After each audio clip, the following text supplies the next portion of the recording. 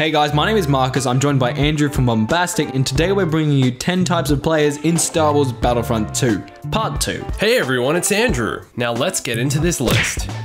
The Flanker.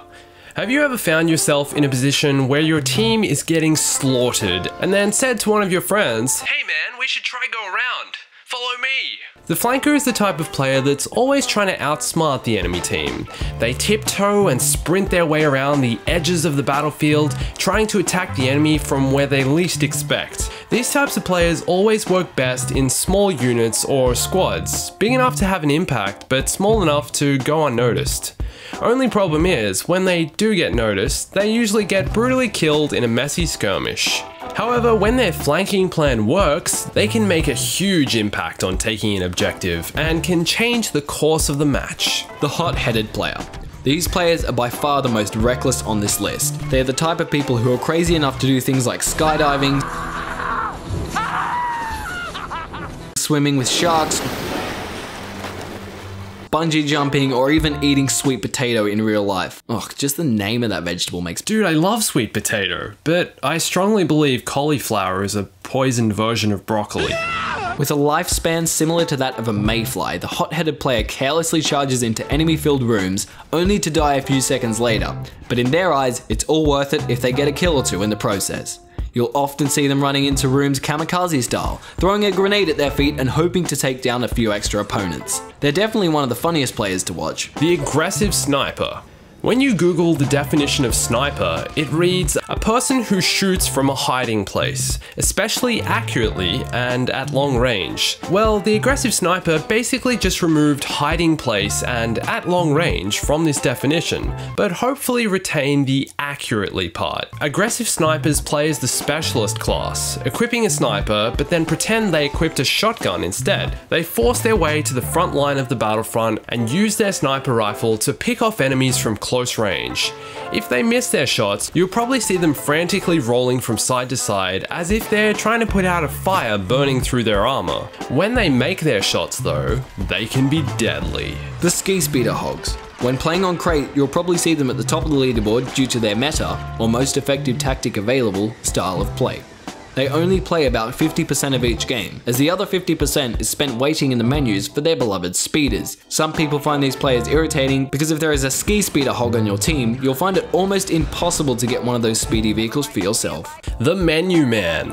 Why would you play as a simple low-life foot soldier when you can patiently wait here on the menu screen for a vehicle or hero to become available? The Menu Man always fancies his chances of unlocking that hero or vehicle they've been desperate for ever since they inserted the game disc. Sure, they might play the first 5 minutes of the match, but once they've accumulated enough battle points, they'll sit, hopefully patiently, waiting for a hero or vehicle that probably won't become available for another 5 minutes. But why does it always feel like a lifetime of waiting? Seriously, like you're sitting there for like a couple of minutes and then it turns into an hour and you're like, what happened and where am I? Secondary fire spammers. Using hero secondary fire is a very easy and effective way to take out your foes on Galactic Assault, and most of us are guilty of abusing this every now and again.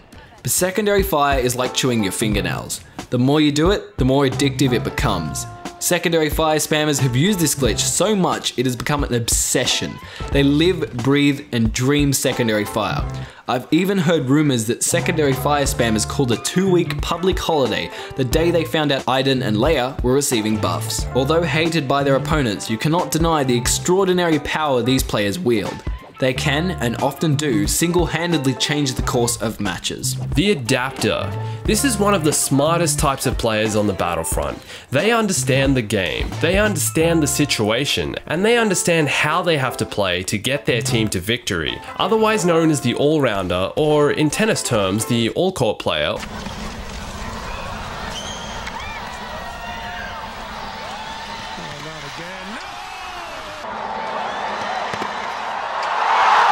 The adapter changes their loadout, class selection, and gear based on the situation of the match. These types of players may switch between all 4 classes in a single match because they understand how to use each class for a different stage of the battle or a different section of the map. They are decisive, calculated, and will take every chance they get to select the right class or hero or vehicle based on their abilities for the right situation. I've always wanted to be this type of player, but I'm more like another player I'll get to in a bit. The Clutcher. The Clutcher is a very skillful player who enjoys winning but can often get carried away during the match. They lose track of time while casually racking up kills until there are only a few minutes left in the game. It is at this point that the Clutcher reveals their true self and begins to play the objective to the best of their abilities. Epic star cards, heroes, vehicles, or uneven numbers cannot stop them, and often 1 or 2 of these players alone is enough to turn the tide of a battle, and they'll vigorously lead their team to a last-second victory.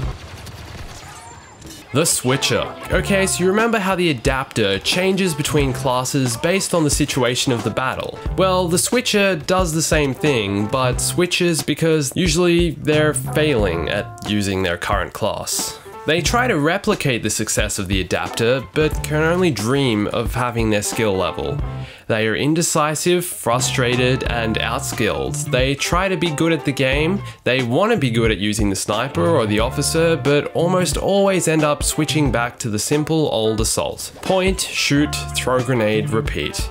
Hey, it works sometimes. The Rage Monster. When gaming, there is a negative little voice inside each and every one of us that just hates stuff in general. It will complain 24/7, and the tiniest things can trigger it. Lag, clueless teammates, skillful opponents, and Jar Jar Binks are just some of the many things that can set off this little voice. The only difference between the Rage Monster and other players is that the Rage Monster chooses to listen to that little voice, while the rest of us just ignore it. Most of the time, anyway. You'll see these players popping in and out of servers from time to time, and sometimes their characteristics include rage quitting, sending hate messages, screaming uncontrollably at the screen, and watching their favorite video. 10 things Star Wars Battlefront 2 players hate. We made that one. If you ever find yourself playing with a Rage Monster, make sure to watch out for key phrases like "my teammates are hopeless" or "the lag is horrible," because this means that they're currently feeling a little annoyed and it's only a matter of time until they go full ballistic. So which type of player are you? Let us know in the comments. We hope you enjoy the video, and if you think we missed any players, make sure to comment them down below. Bye everyone, thanks for watching.